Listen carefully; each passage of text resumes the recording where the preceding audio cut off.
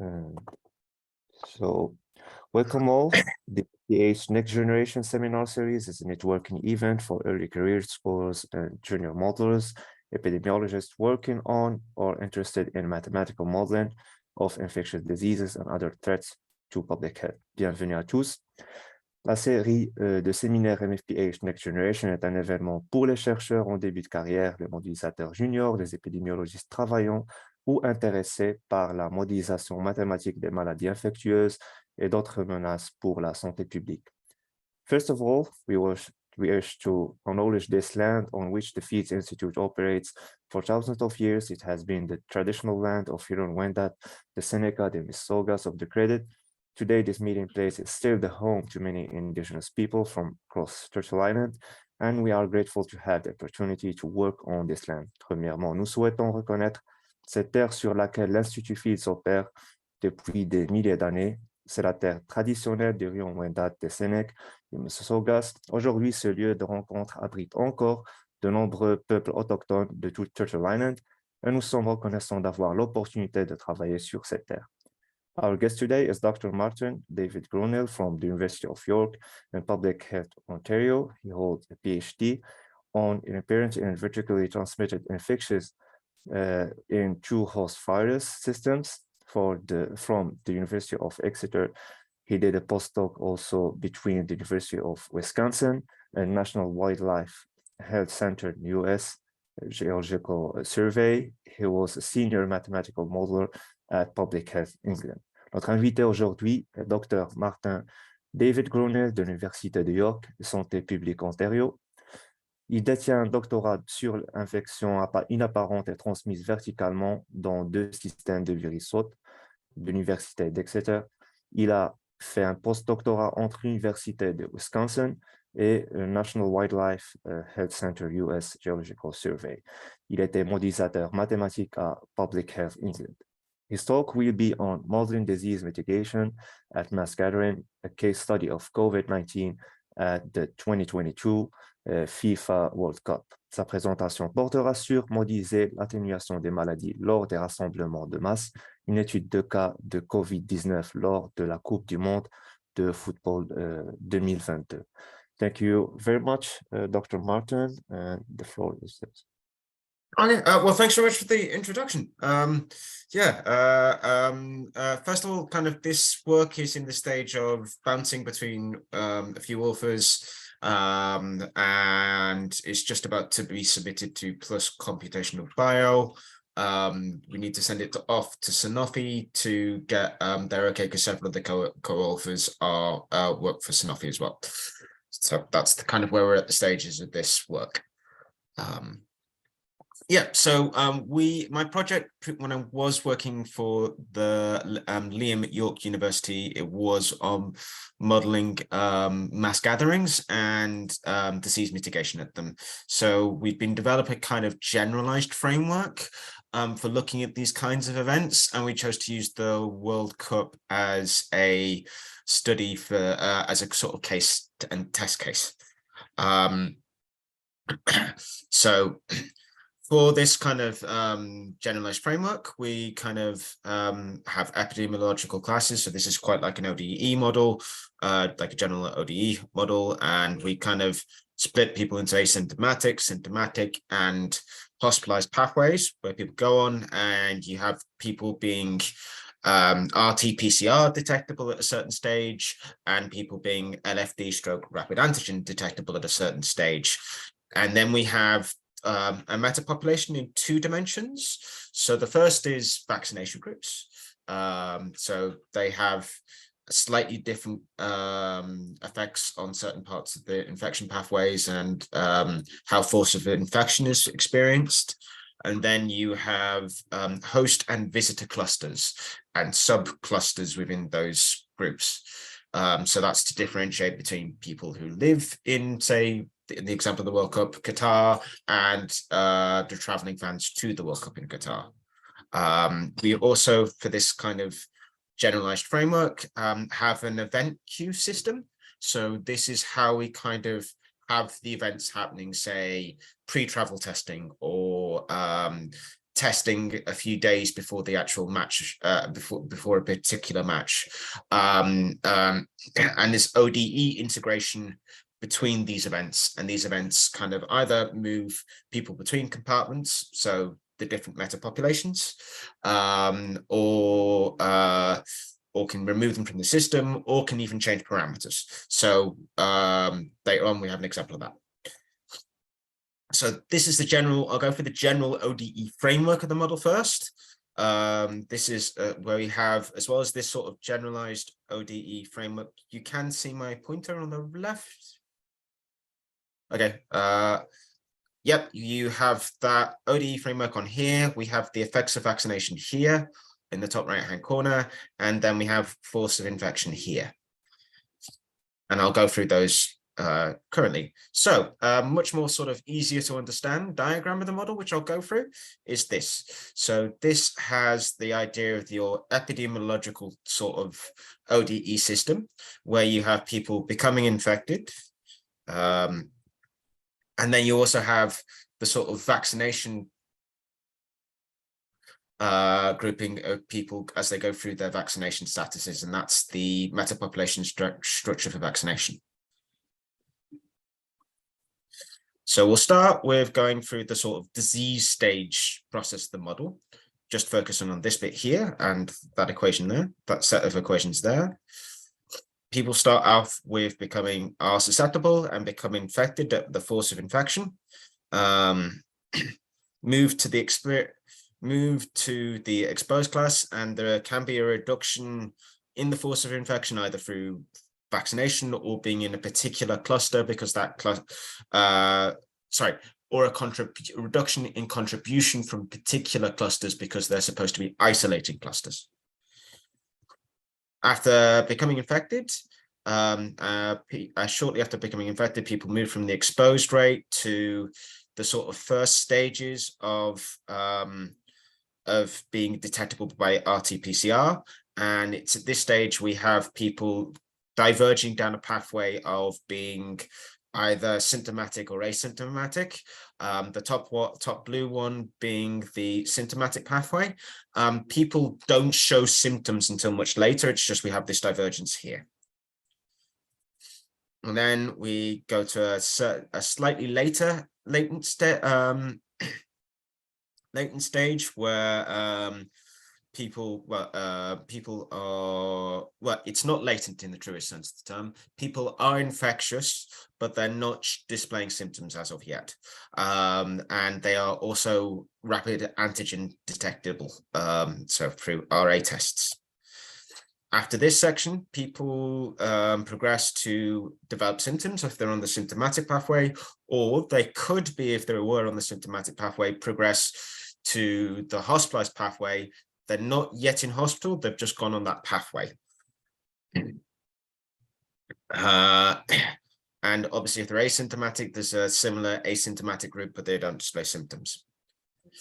Then progression in this from here goes to either being fully hospitalized at the top, so people are actually in hospital, and then the final stages of symptomatic and asymptomatic infection. Finally, people recover, and there's a difference in recovery rate for those that are hospitalized. This model has, for use in future case studies, people becoming waned from natural infection, but it's not used in this case study. So what next? We'll move on to the effects of vaccination.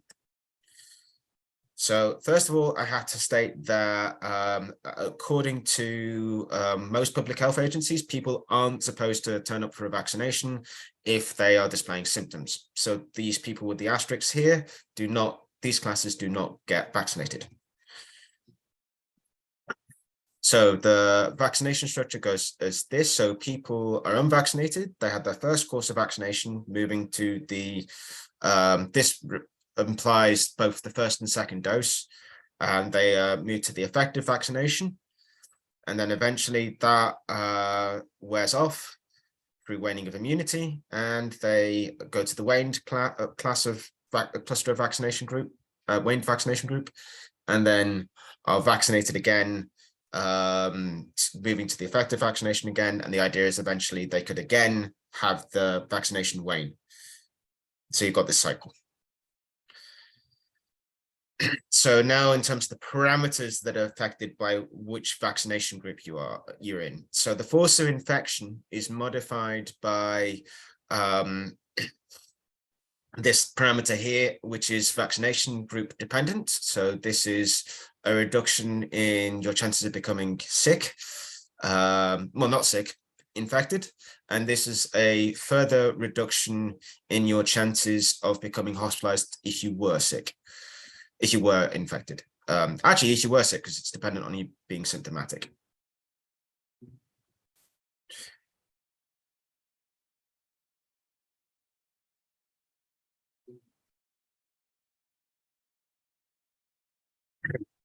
So now onto the force of infection.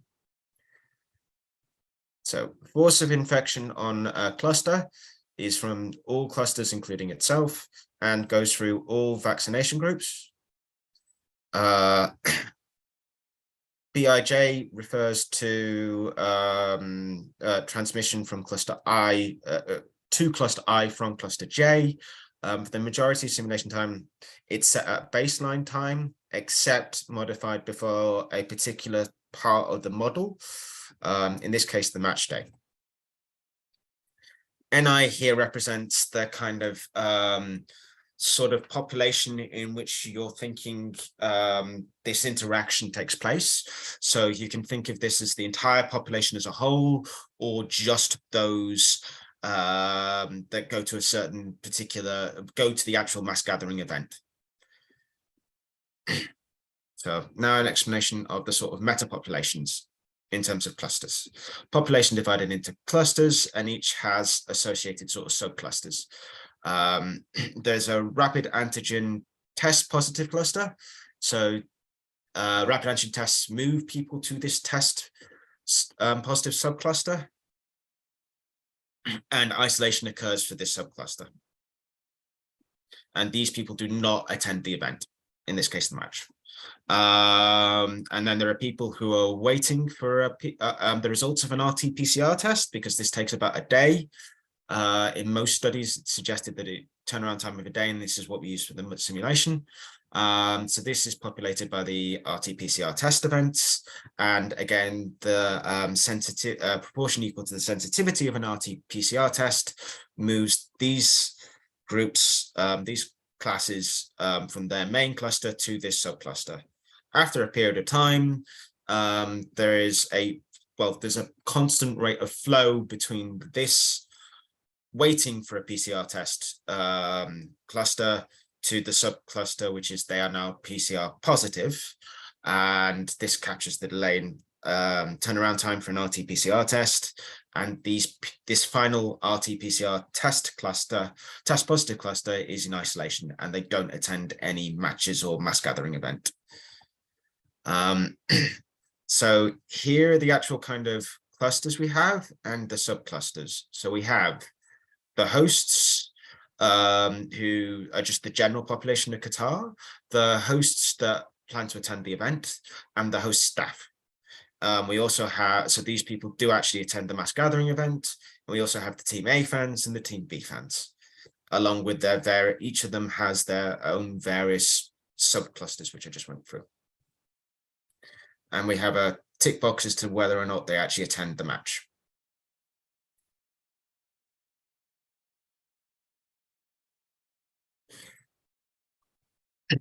So we also have an event queue, as I mentioned. This is so this system uses ODE integration of the model between events, and then events change parameter values or move people between compartments. We also have a seeding function for seeding of infections. This was done on using smoothed prevalences from the last week in October before the World Cup. Might actually need to update that date. In the manuscript, it's a different date, and I did update it at a different time. And it's modified by a ratio of actual to reported cases from this study cited here. And we see for each cluster, main cluster, we seed using a multinomial approach to kind of say which compartment somebody should be in. No vaccination takes during this case study or this use of the model, neither does waning of immunity. Host cluster vaccination groups are based on our world in data for getting the sources of information for populating those groups. Visitor clusters are all vaccinated. They're assumed to have had a vaccination, but we don't know. We're assuming there are some proportion of them would have been recent, so effectively vaccinated, and the rest of them would be in the waned vaccinated group. And that's part of what we studied in our sensitivity analysis, which will be coming up soon. We then have these series events. So we look at each match of the World Cup in isolation. And then we had to take this kind of approach because of the fact that we weren't able to get some of the data or estimates for, say, match attendance or where people were coming from Qatar, and there was very patchy data. So we took this kind of approach of seeing each game in isolation and kind of building a sort of sensitivity analysis and uncertainty analysis with that in mind. So we each sort of match is seen as simulation is seen in this way. It starts at -2 where the simulation actually begins. Transmission to and from the visitor clusters is 0, and then we go through a series of events that simulate a pre-travel RT-PCR test, a pre-travel rapid antigen test. Now these, depending on our test regime that we'll be looking at in a second or two, these can either be in place. Then we have the actual mass gathering event begins with people arriving. And then we have a pre-match RT-PCR test or not, or a pre-rapid antigen test or not.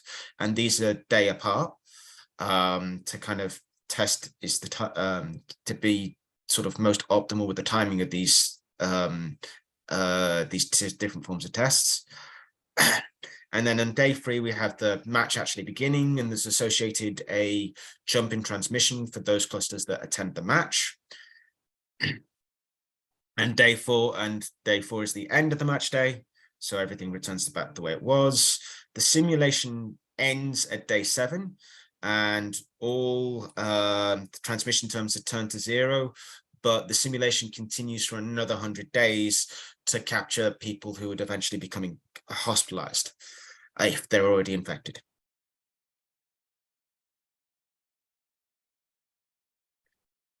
So as part of the case study, we wanted to look at different testing strategies.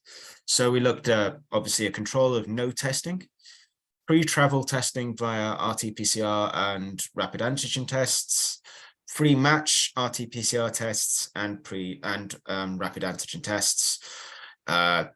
2, that's double, stands for both tests, so pre-travel and pre-match RT-PCR test, and the same again for rapid antigen tests, and then a combination of either one with these last 2 here.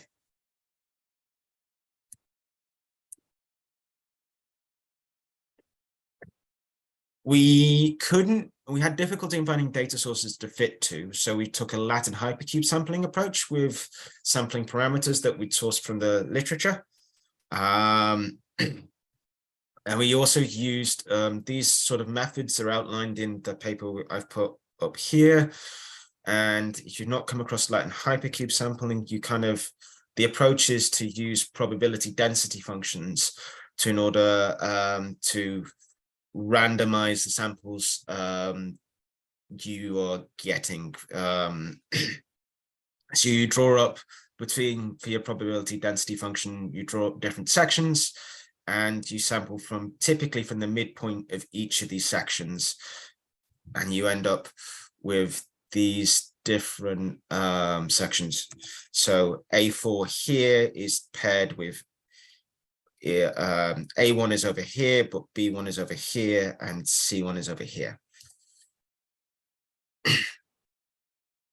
Then with that sensitivity, you run each of those, with that sample, you run each simulations for each parameter sample.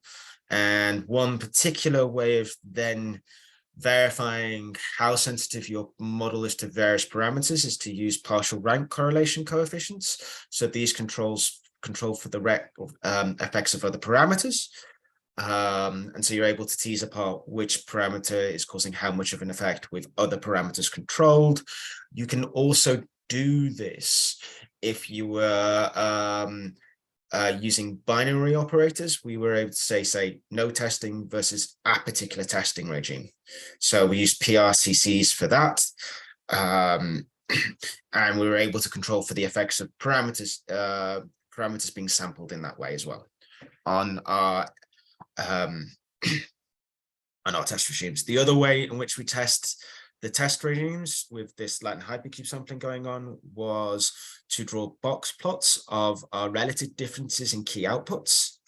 So for each given Latin hypercube sample, you had a comparison made by relative difference between the test regime, for instance, and your control test regime. So having got scoured the literature for the various parameters of the model, I'm going to summarize and run various simulations. I'm going to summarize some of the key results. So first of all, we looked at the effect of test regimes. So the pre-travel tests didn't really do that well in reducing total infections and total hospitalizations as an output. And RT-PCR tests for single test-based regimes tended to be much better for pre-travel testing, but only narrowly, whereas the rapid antigen test seems to be really beneficial for the pre-match testing by quite a margin. So this test over here, so a pre-travel RT-PCR test combined with a rapid antigen test proved to be an improvement on just the rapid antigen test before a match, but only a little bit of one.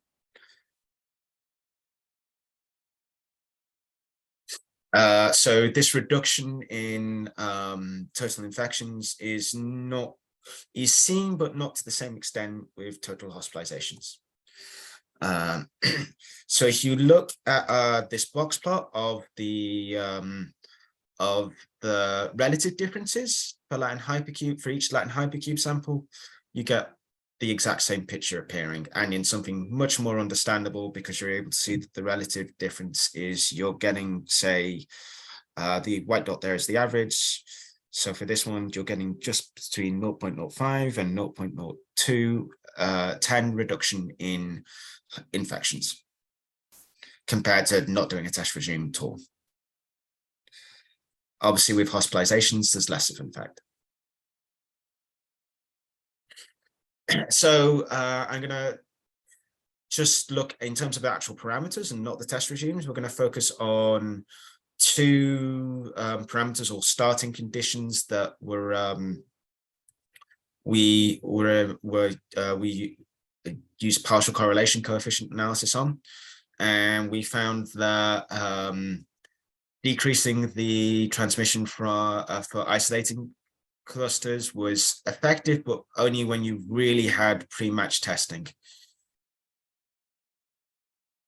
And if you have more sort of decreasing the asymptomatic transmission modifier would also be beneficial, much more beneficial than the ensuring that reducing transmission from those that are isolating. This could suggest actions such as masking and hygiene would be beneficial. However, the major thing to notice is our proportion of visitors effectively vaccinated versus those that are waned has quite a large effect on reducing hospitalizations. So we ended up thinking, what about, as a sort of extra analysis, What about a policy of no testing, but all visitors being effectively vaccinated? So in other words, they've had a vaccination within a few months of traveling to the World Cup. For this, we plotted this policy against controls of other policies. So this reduction here is the reduction you see for using the no testing, but everybody must be vaccinated against other testing regimes with a background vaccination level for all visitors. And it's where you have hospitalizations that you get the biggest effect. Sorry, the numbers have come out a bit blurry when I transferred this from the manuscript to the PowerPoint slide, and I apologize for that. So in terms of hospitalizations, we find that this regime of making sure that everybody is vaccinated is largely outperforms in terms of mean and medians, it outperforms other and in interquartile ranges, it outperforms all the other testing regimes you can do, regardless of the background population, background level of vaccination, proportion of effectively vaccinated, sorry. In terms of infections, it's less of a case. So pre-travel RT-PCR tests, which was the standard sort of control regime, it is outperforming. You can see this blue one here in terms of infections.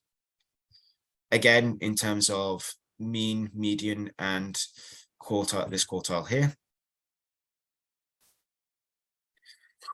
But for the other testing regimes, so for testing regimes which were involving the rapid antigen test before the match, it's kind of a bit of a different story in terms of infections. It's kind of similar, slightly better for where you have a high background of everybody being effectively vaccinated recently. But as you get to sort of 50%, it becomes pretty similar, and then it becomes worse as the background level of vaccination goes lower. So I'm going to go through some of the limitations of the work. Let me just check time. As I already mentioned, there was a bit of a lack of data for fitting, which meant we had to take this Latin hypercube sampling approach in our scenario analysis.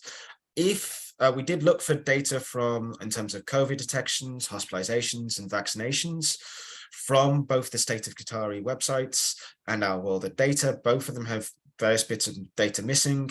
We also did reach out to the Qatari government itself in terms of trying to find estimates of staffing or policing for matches and the number of spectators, especially their composition by nationality. So that's why we didn't fit the model to stuff that was going on in Qatar. If you were able to fit, we would have taken an approach of first taking just a single cluster version of the model and fitting it to Qatar, and then using the parameters from that to generate the same clusters, but use a stochastic simulation instead and sample from the narrower parameter estimates that we would have had in our scenario analysis. So kind of the take-home message, which would have been before the World Cup happened or during the World Cup happened, is this. Pre-travel testing had little effect on disease burden. And there's a citation to Julian Arena, who's one of the co-authors, kind of pointing out that when there's community transmission already taking place, pre-travel testing isn't that effective. As we found here.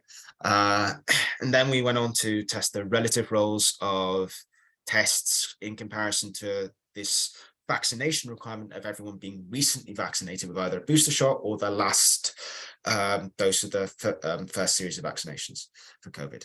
And this testing rate, this vaccination policy generally outperformed testing regimes for controlling infections and did particularly well at controlling hospitalizations.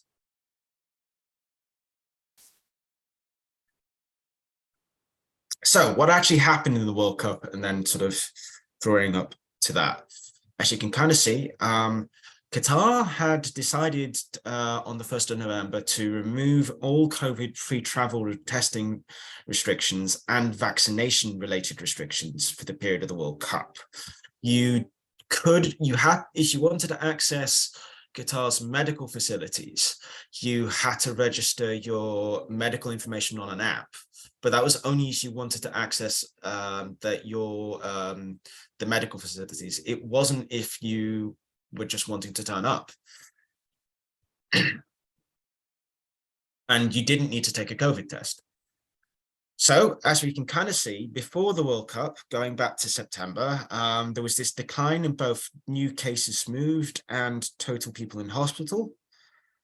But as the World Cup begins, you get this kind of sort of a bit of a lag as it kind of plateaus around the group stages, the beginnings of the group stages, and then there's a rise in cases that peaks at the beginning at the end of the group stages, and then begins to peak at the beginnings of the quarterfinals. So when you're over the round of 16, if anybody actually follows the World Cup. So the group stages is where you have the majority of the teams and no one's been knocked out yet. And then through the round of 16, some people are beginning to be knocked out, particularly by the time they get to the quarterfinals. So what does this suggest, considering the findings of the model? Our work suggests that they were probably okay to get rid of the pre-travel restrictions, but that they should have had kept with the vaccination restrictions, or even tightened down on them and made sure that people had either a recent booster dose or their second dose of their primary series of COVID vaccinations. And these are the co-authors that I wish to thank. Any questions?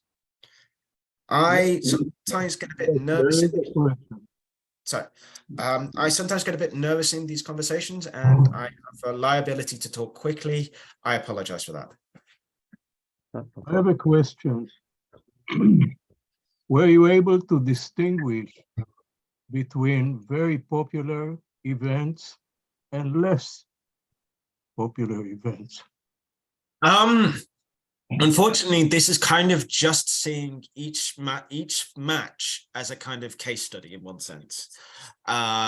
So we had no prior information, and we weren't able to fit the model to particular data in Qatar, and we weren't really able to see if an event was particularly popular.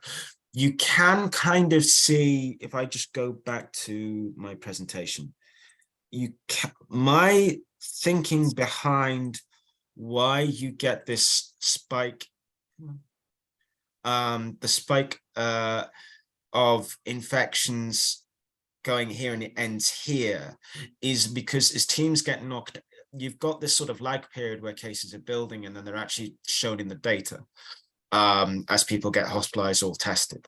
I think that's why you get the decline as the quarterfinals begin, because some people start going home because their team's been knocked out of the tournament. Okay. But we weren't able to fit the model to particular things. Okay. Is there a point to try to simulate the events and the gaps between popular events? Just to simulate them. Well, I mean, this is kind of a strategy we were using this as a test case study, but we're hoping that it could be used to inform later events. And really, the major thing we've gotten out from this study is to hammer home the importance of vaccination, especially, and not just vaccination in the sense of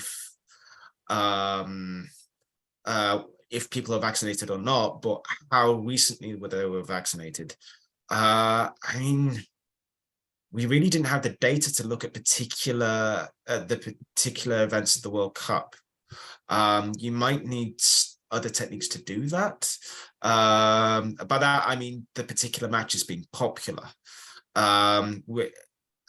You'd have to know in advance quite a bit how popular an event's going to be without doing some guesswork. And that's kind of what we were doing with the Latin hypercube sampling. Yeah, about the hypercube sampling, I was wondering, is there another alternative to consider? The Latin hypercube sampling is designed for when you kind of have to sample from a very large parameter space, and we did. An alternative approaches would be one at a time sampling, but that can be quite laborious, and we were already running 10,000 samples for each test regime. Sorry, we already had a sample size of 10,000, not for each test regime. We already had a sample size of 10,000 that had to be run for every test regime. Okay, I've never been to a World Cup, unfortunately. And my wonder is what the masses, like very large numbers attended, what do they do off playing time? Namely, what do they do for entertainment? Do they have huge gathering in some beer places? You know what I mean? Yes, this is one of the reasons why we kind of differentiated with the event queue, that we had 3 days before the World Cup and 3 days sorry, 2 or 3 days before a match and 2 or 3 days afterwards. Because if you actually look at the schedule, which I did have on a PDF but I can't find, would have been useful to have for this presentation, I realize in retrospect. That each team is given a rest day of about 2 days or 3 days before a match. So that's why we went for this very structured event queue approach. And the idea was that you have the spike in transmission is not occurring just over the football match itself, but over the entire day, to capture things like people milling around and people going out for possibly for a few drinks, or not a few drinks, considering it's based in Qatar. Sure, thank you. So I have also a question. So if we want to project these models into the World Cup in Canada, Mexico, and the US, and since there is a changement maybe in the environment from the north to the south, maybe we could call it seasonal effect, humidity and temperature. Can we include them in the model? You could include reductions in transmission, but I'm not entirely sure there would be that big an effect, considering the World Cup's usually played over the course of a month or so. How many 6 weeks was it? It's barely a month and a half. There isn't that, and considering that all other World Cups apart from the Qatari one will be played in summer. I think for the case in Canada and Mexico and the US, there is a lot of changement in the environment. So maybe for let's say a team that will play in Mexico and will move to Canada, or the opposite, maybe it will be an environment that can increase the transmission of disease other than the other country. I mean, you could do it, but I'm not sure if it's a complicating assumption that doesn't need to be put in. I don't think in terms of climactic environmental factors that it would possibly make that much of a difference between holding a match in Toronto versus Mexico City at that time of year. I mean, definitely you're talking about a vector-borne disease, but a respiratory virus such as COVID, I'm not entirely sure you would get that much of a difference. You could talk about the environment in other ways. I could imagine it might be a bit more crowded around Mexico City. But this is just me guessing as having worked in public health. And thinking of Mexico's infrastructure compared to, say, Canada's infrastructure, particularly in Toronto, seeing as I live here, that it's probably places which have better infrastructure may not have as much crowding, and that would probably have a bigger effect than climactic variables. Yeah, In terms of collecting the data for, I think the World Cup will be hosted in Ontario and Toronto too. Yeah. And so how can we collect data, daily data to insert them, to fit them to the model? Do you have any strategies to? I was originally, we were planning to actually fit this to events like Calgary Stampede or or several events that were happening in Toronto, such as Carabiner, and I think Rahala Mosara, who's taking over from me on this project, they're in discussion about talking about the NFL event that will be occurring in Toronto. Now, I had written code for using piecewise estimation of having a piecewise function in the model for controlling vaccination, and it's in there.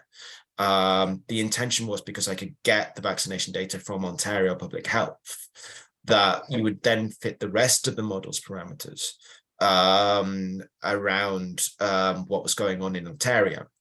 And then especially because you have the sort of piecewise function forcing the vaccination, people changing between the vaccination groups in the correct way. You could use that with fitting to what was going on in Ontario because it had better data sets. And a lot of my team that I'm working with, say Zach McCarthy and others, are working on Ontario data. So the idea was for a long time to work with fitting this to Ontario, and the World Cup came up and we realized that was probably a better case study. Yeah, so it's possible, and we had actually tried to aim it originally at Ontario.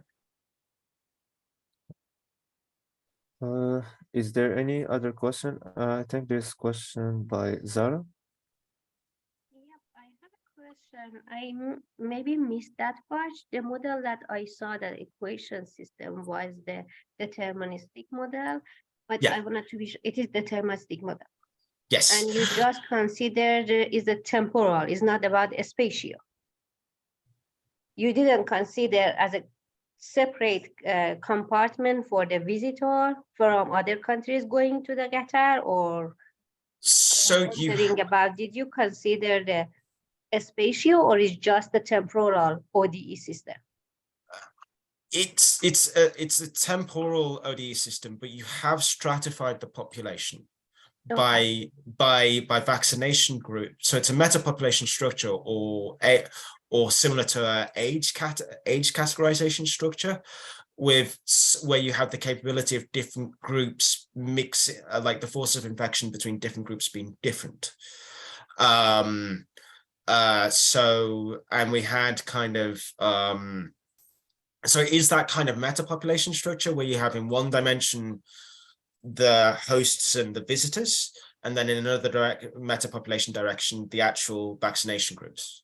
Okay, yeah, got it. And the other question, when you are saying about the vaccination of the visitor or the vaccination situation in Qatar population? Both. Okay, both. So I used a estimate. I used Qatar's data set itself, I think, or our world in data. I'd have to double check my citation because I can't remember which one I used. And I then said that the people who had the booster shot were in the effective vaccination group, and those that were just fully vaccinated were in the were in the waned group. And those that were in the unvaccinated were in the unvaccinated group. For everybody else, there was too many data sets to look through. So I assumed that there was that you have this sampled proportion of vaccinated effectively versus waned. Mostly because before November the 1st, I assumed that Qatar was going to keep up with the vaccination restrictions that everybody else had been, and then found out later that they weren't. A bit of an assumption on my part, but I think they were at least recommending that people be vaccinated. They weren't recommended that be vaccinated within a few months. So it's a reasonable assumption to make that people are either waned vaccinated or effectively vaccinated. The question is how do you split them? And that was built in the modeled sensitivity analysis and Latin hypercube sampling. Oh, One last thing to mention is you're asking about stochastic processes. The Latin hypercube sampling does sample from the parameter space, stochastically pairing the parameter samples. Oh, okay, yeah, got it, thanks. Thank you. Is there any other question? I think that's it. Thank you very much for this interesting topic. We will see you next week for another seminar, and thank you very much. Yeah. One last thing, if anybody's there is a supplementary material of the code on a GitHub. If anybody wants to have a look at it, borrow any functions for Latin hypercube sampling or the event queue, you're more than, if you reach out to me, I'll send you a link. It's in Python. Thank you very much.